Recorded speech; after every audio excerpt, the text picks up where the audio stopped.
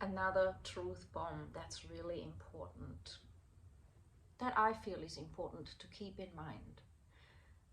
Just because you're rushing doesn't mean you'll get things done faster. Really let that sink in. Just because you're rushing or pushing doesn't actually mean you'll get success faster.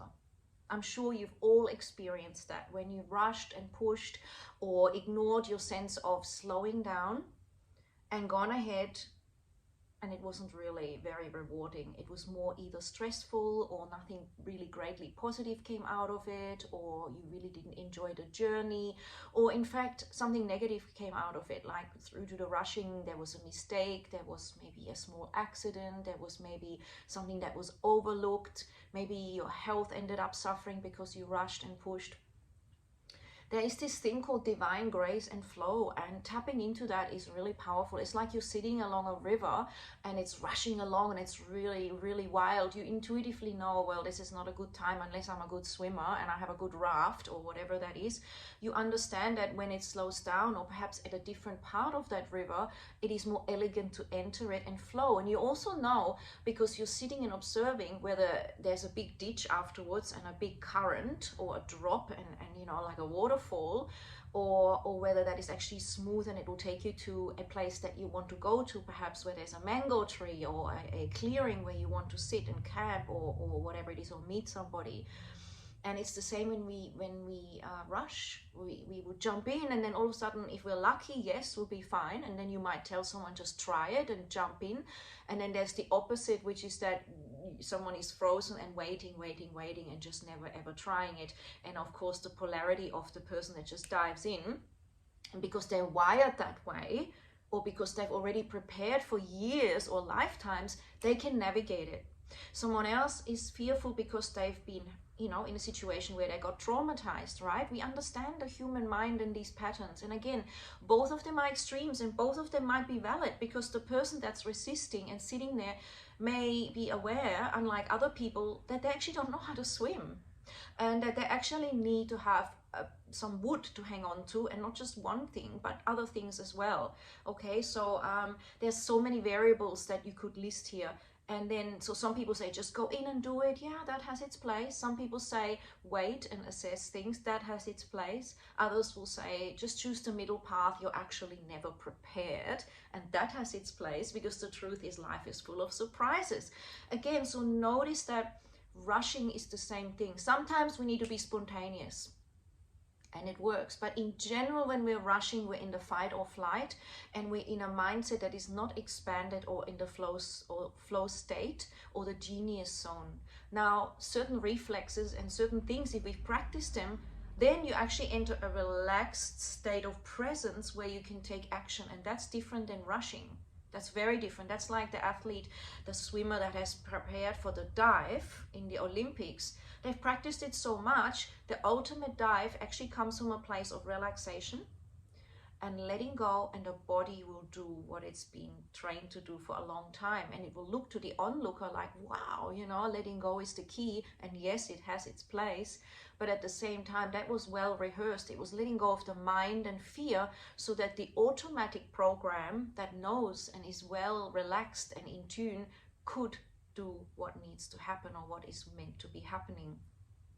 So again, let's not assume that when we rush, that we are more successful. The more we push into our day, that we get more done. It's an illusion, because if you're burning out and you're rushing around, and in the meanwhile you're not being perhaps as present to your kids or yourself or your partner or something else that wants to blossom in your life, that is not a benefit. You might think you rushed and have this idea that, yeah, well, I got money in my pocket and I was busy, so I don't have to feel guilty.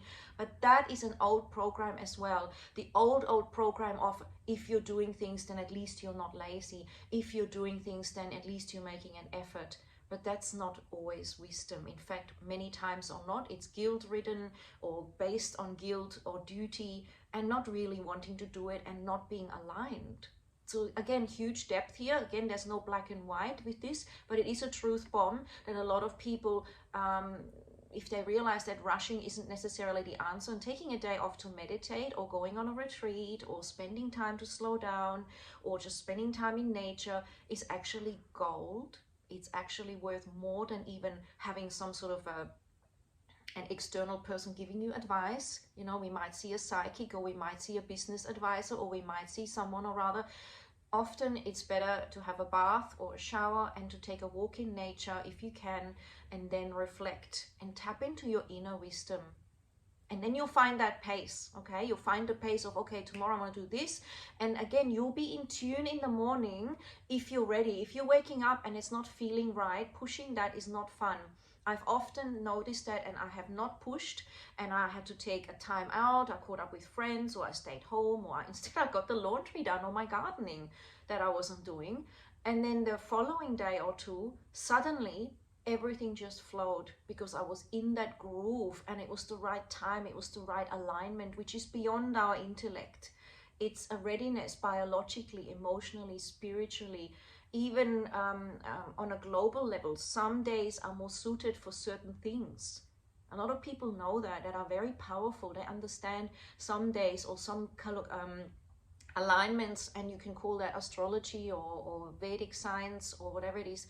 There is powerful events that have happened at certain conjunctions or alignments astrologically that were just going to happen because of the way it was. And if we resist that, we can deny it and we can say no, but the ancient ones and the people that have spent a lifetime looking at that have been able to show that, scientifically improve that. And again, you don't have to believe it, just feel it out, how some days are just like that and other days everything flows. Why is that? It could be what you've eaten, it could be what's happening in your biology, your hormonal balance, your effect of whether you've gone into the sun or exercised your body.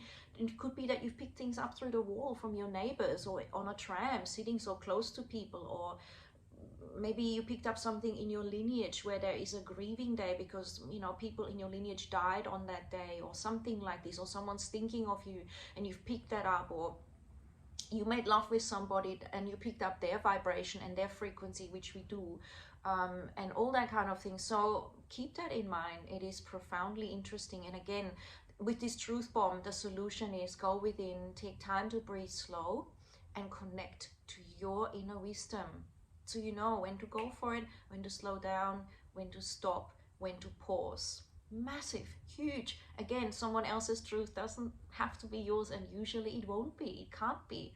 Even if people share from all their heart, and it worked for them, for you it could be the greatest disaster and take you out of tune with your timing, your rhythm, your pace. How does that feel? Let me know. I feel it's liberating. I feel it's empowering.